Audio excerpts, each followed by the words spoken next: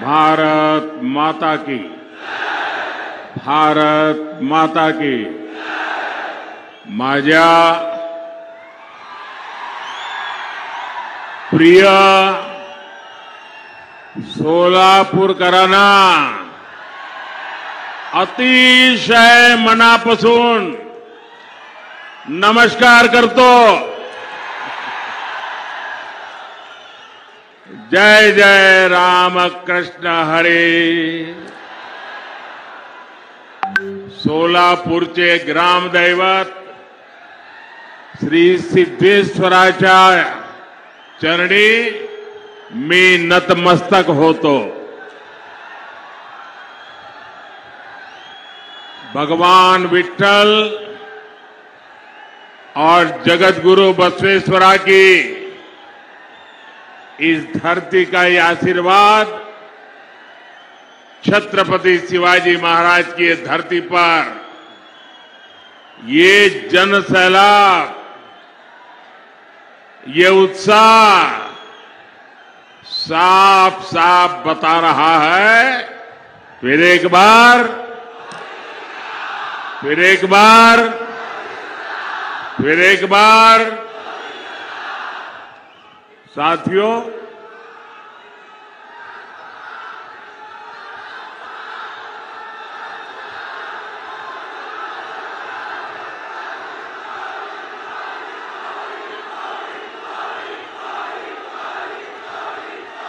साथियों, ये सोलापुर का प्यार देखिए। ये 2024 में मैं दूसरी बार आपके पास आया।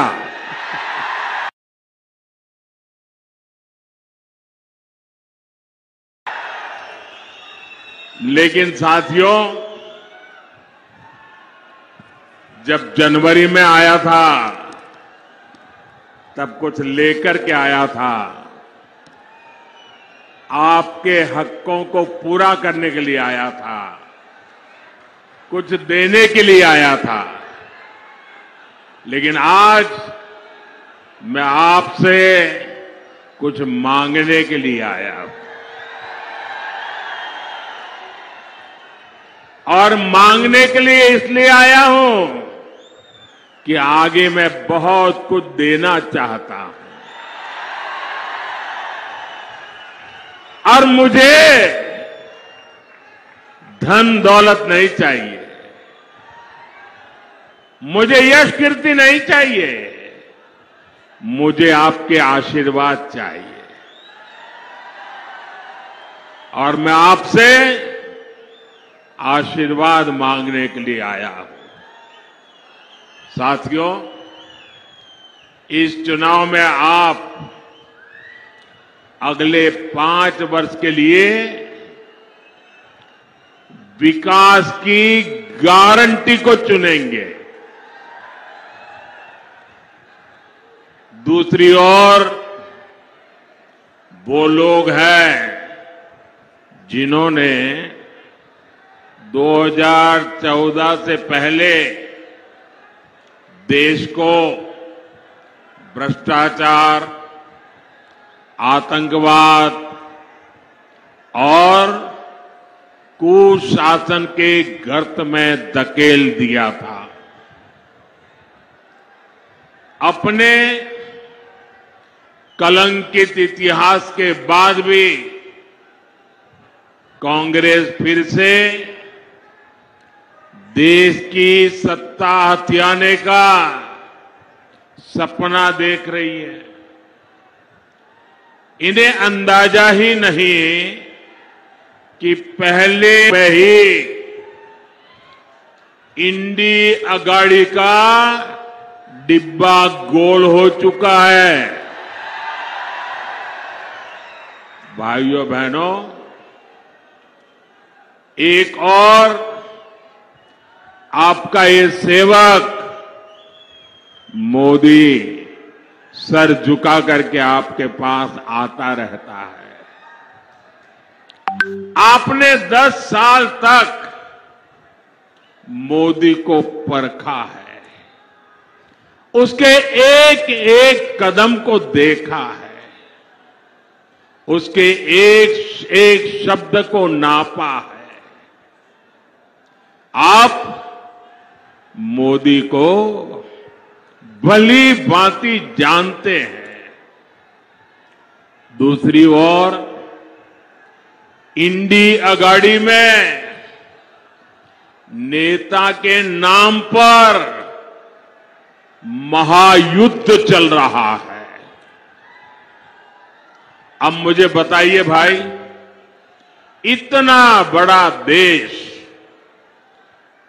जिसका नाम तय नहीं है, जिसका चेहरा पता नहीं है, क्या इतना बड़ा देश उनके हाथ में आप दे सकते हैं क्या? कोई गलती से भी दे सकता है क्या? भाइयों बहनों, ये लोग इन दिनों सत्ता हथियाने के लिए देश तो बंटवारे करते ही रहे हैं। अब एक नया फॉर्मूला लाए हैं। ये फॉर्मूला लाए हैं 5 साल में 5 पीएम,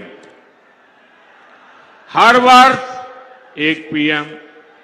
वो जितना खजाना लूटना है लूटेगा, फिर दूसरे साल दूसरा पीएम, फिर वो लूट करेगा, तीसरे साल तीसरा पीएम, चौथे साल चौथा पीएम, 5वें साल 5वां पीएम।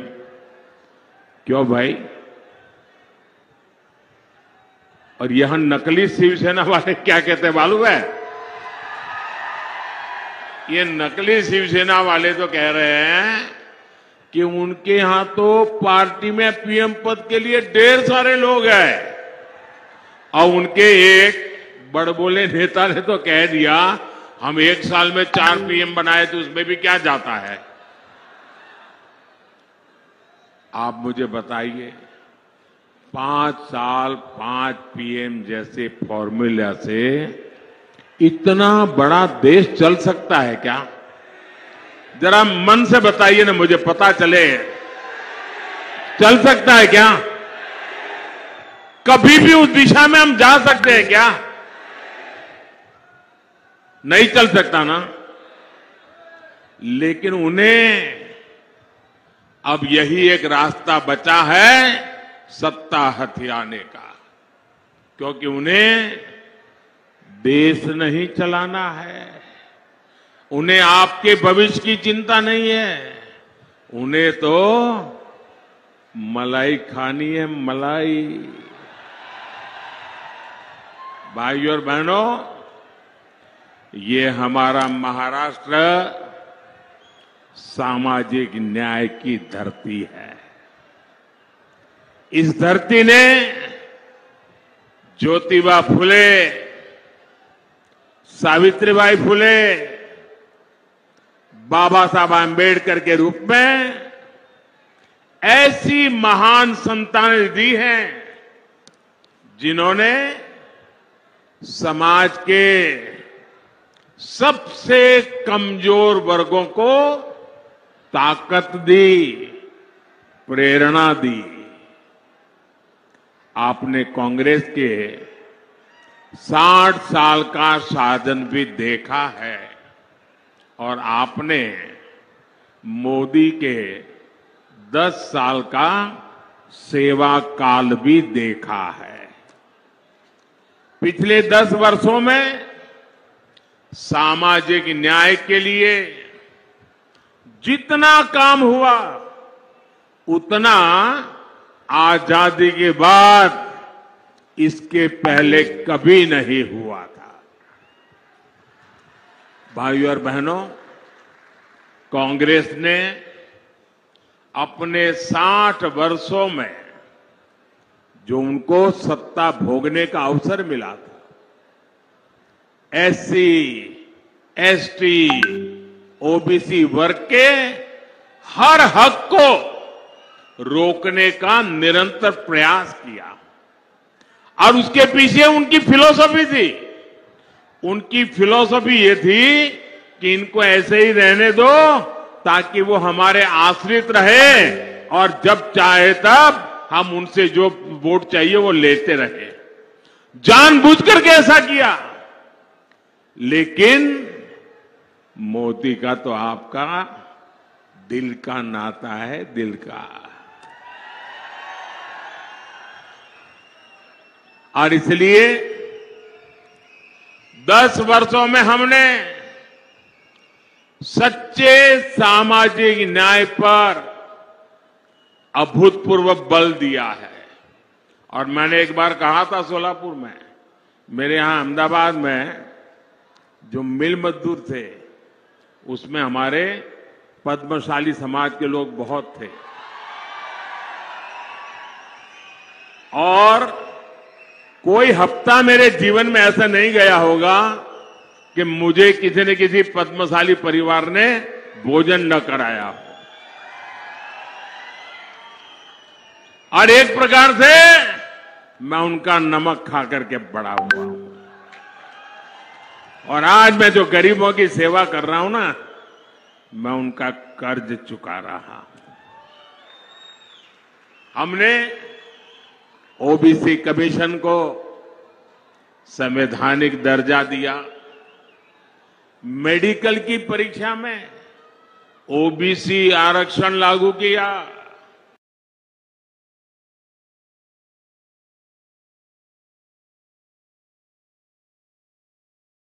जो पॉलिटिकल आरक्षण होता है वो हर 10 साल में बढ़ाना होता है। पहले अटल जी की सरकार को मौका मिला था, उन्होंने 10 साल बढ़ाया, फिर मोदी को मौका मिला, हमने भी 10 साल बढ़ाया। हमने किसी का भी हक छीने बिना न दलित का हक छीना, न आदिवासी का हक छीना, न ओबीसी का हक छीना, लेकिन सामाजिक न्याय के उत्तम व्यवहार को लेते हुए हमने जो सामान्य वर्ग के हैं, उन सामान्य वर्ग के गरीब लोगों को न्याय देने के लिए 10% आरक्षण उनको भी दिया, और देश में कोई आग नहीं लगी, पुतले नहीं जले। इतना ही नहीं, इस देश के सभी दलित नेताओं ने उसका भरपूर जोश स्वागत किया। हमारा सामाजिक न्याय का तरीका समाज में विभेद पैदा करने का नहीं है, समाज को जोड़ने का है। आज देखिए, मेडिकल की, इंजीनियरिंग की पढ़ाई में हमने एक बड़ा क्रांतिकारी निर्णय किया है। आज कुछ लोगों को वो जरा मजाक लगती होगी, लेकिन हमने तय किया है, मुझे अब गरीब मां का बेटा भी डॉक्टर बनाना है, गरीब मां की बेटी को भी डॉक्टर बनाना है, मुझे गरीब मां के संतानों को इंजीनियर, डॉक्टर, बड़ी बड़ी पदों पर ले जाना है। लेकिन क्या हर गरीब के नसीब में इंग्लिश मीडियम में पढ़ना संभव है क्या भाई? क्या हर बच्चा इंग्लिश मीडियम में पढ़ सकता है क्या? अगर वो मराठी मीडियम में पढ़ता है तो उसका गुनाह क्या है? ये ऐसे लोग सरकार चलाते थे। अगर आप मराठी मीडियम में पढ़ते हैं तो आपके लिए भविष्य के लिए ताले लगे जाते थे। मोदी ने सामाजिक न्याय के लिए कह दिया, अब डॉक्टर बनना है तो भी मराठी भाषा में बन सकते हो, इंजीनियर बनना है तो भी मराठी भाषा में बन कर सकते हो, अंग्रेजी नहीं आएगी तो भी आप देश चला सकते हो। भाइयों बहनों, ये मोदी का सपना है। साथियों, कांग्रेस कभी नहीं चाहती थी कि देश में दलित, आदिवासी और ओबीसी लीडरशिप देश का नेतृत्व करे। ये वही कांग्रेस है जिसने डॉक्टर बाबा साहब आंबेडकर से लेकर के बाबू जगजीवन राम जी तक हर दलित नेता का अपमान किया। बाबा साहब को भारत रत्न भी तब मिला जब बीजेपी से सहयोग के केंद्र में कांग्रेस विरोधी सरकार चलती थी। भाजपा का हमेशा प्रयास रहा है कि एससी, एसटी, ओबीसी को ज्यादा से ज्यादा प्रतिनिधित्व मिले। 2014 में आपने प्रचंड बहुमत दिया तो एनडीए ने दलित के बेटे को देश का राष्ट्रपति बनाया। 2019 में जब आपने फिर से एक बार हमें प्रचंड जनादेश दिया तो हमने देश के इतिहास में पहली बार एक आदिवासी बेटी को भारत के राष्ट्रपति के रूप में आज प्रस्थापित किया। भाइयों बहनों, मुझे गर्व है, आजादी के बाद पहली बार हुआ है।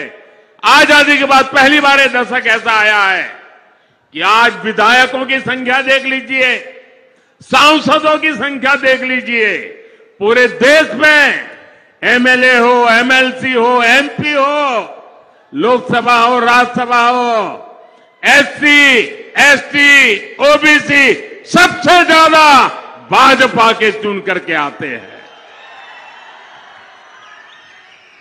आज केंद्रीय मंत्रिमंडल में 60%, 60% इन्हीं वर्गों से आए हुए लोग केंद्र के मंत्री हैं और देश को नई ऊंचाई पर ले जा रहे हैं।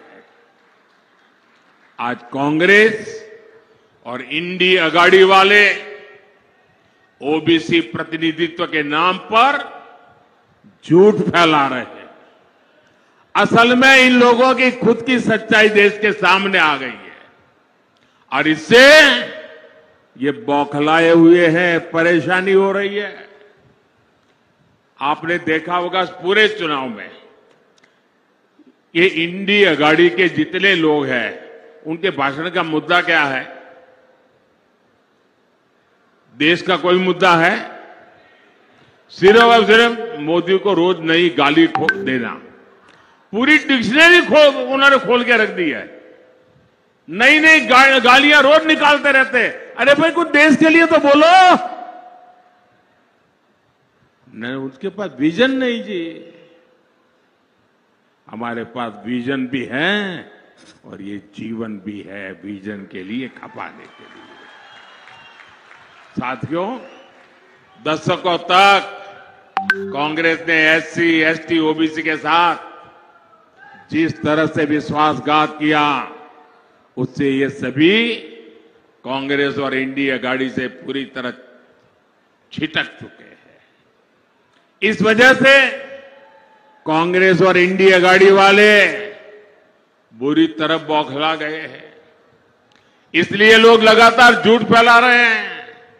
संविधान बदल देंगे, आरक्षण खत्म कर देंगे। मैं पहले ही कह चुका हूं कि अगर आज खुद बाबा साहब आंबेडकर चाहे तो बाबा साहब आंबेडकर भी आरक्षण खत्म नहीं कर सकते हैं। मोदी का तो सवाल ही नहीं उठता है। और अगर हमारी सरकार की नीयत उसमें कहीं पर भी खोट होती, मेरा 5 साल का रिकॉर्ड देख लीजिए। 5 साल में भी 2019 से 2024 आज भी मोदी के पास जितने वोट चाहिए है, लेकिन ये रास्ता हमें मंजूर नहीं है। सैकड़ों सालों के साथ जिनको अन्याय हुआ, हमारे पूर्वजों ने पाप किए होंगे, मेरे लिए ये प्रायश्चित का अवसर है। और इसलिए आरक्षण को जितनी ताकत मैं दे सकता हूं, मैं देने के लिए कमिटेड हूं। मैं आज देश से अधिक सीटें इसलिए मांग रहा हूं ताकि कांग्रेस और इंडी गाड़ी के लोग, जब दलित उनके हाथ से निकल गए, आदिवासी उनके हाथ से निकल गए, ओबीसी उनके हाथ से निकल गए, ये बहुत बड़ी मात्रा में विजयी होकर के बीजेपी के साथ आते हैं, तब उन्होंने तय किया है और प्रयोग भी शुरू कर दिया है।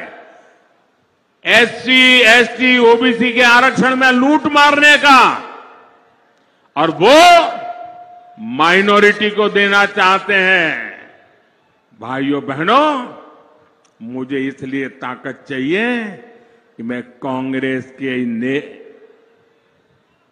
आपके खिलाफ जो षड्यंत्र है उसको देश में कहीं पर भी करने न दो।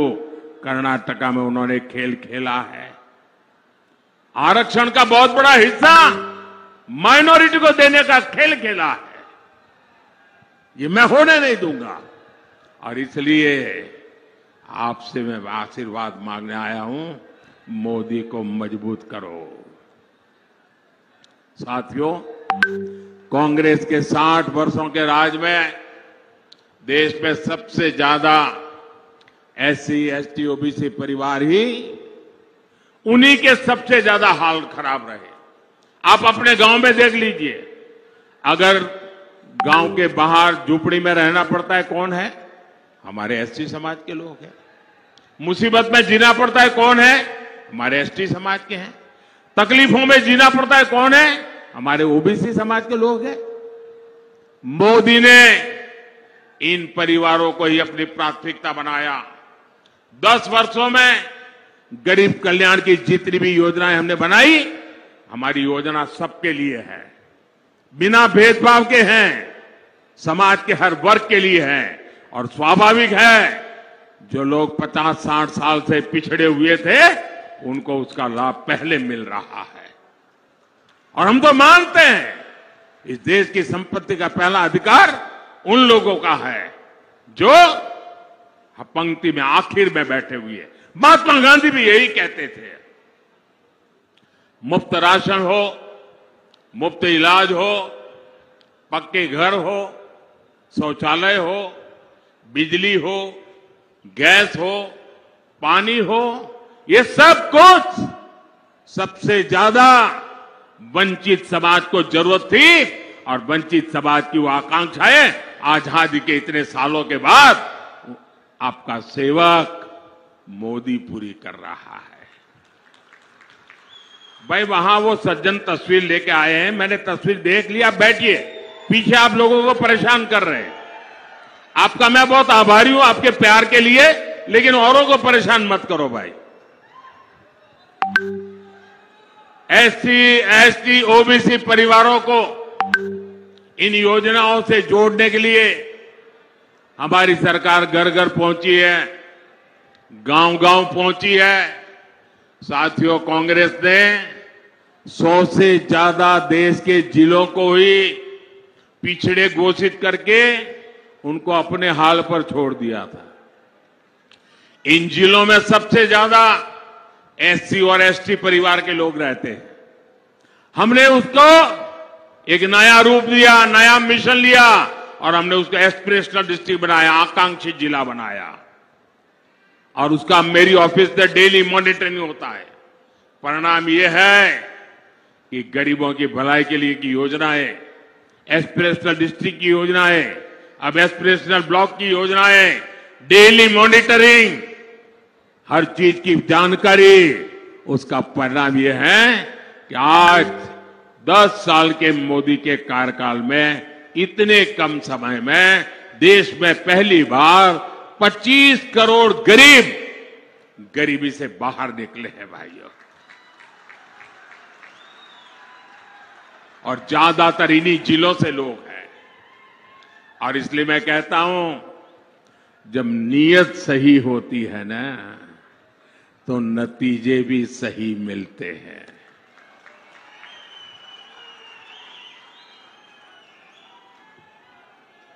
साथियों, भाजपा का सामाजिक न्याय का एक और उदाहरण वाइब्रेंट विलेज प्रोग्राम भी है। अगर मोदी की नजर कांग्रेस की तरह सिर्फ वोट बैंक पर होती, तो सीमा के जो गांव है, जिनको ये लोग आखिरी गांव कहते थे, मैं उनको सबसे पहले कहता हूं गांव। दुनिया के किसी को देश को एंट्री होना है ना, सूरज की पहली किरण भी वहीं आती है जी, और सूरज डूबता है तो आखिरी किरण भी वहीं से आती है। गांव के लिए वाइब्रेंट विलेज प्रोग्राम क्यों चलता है?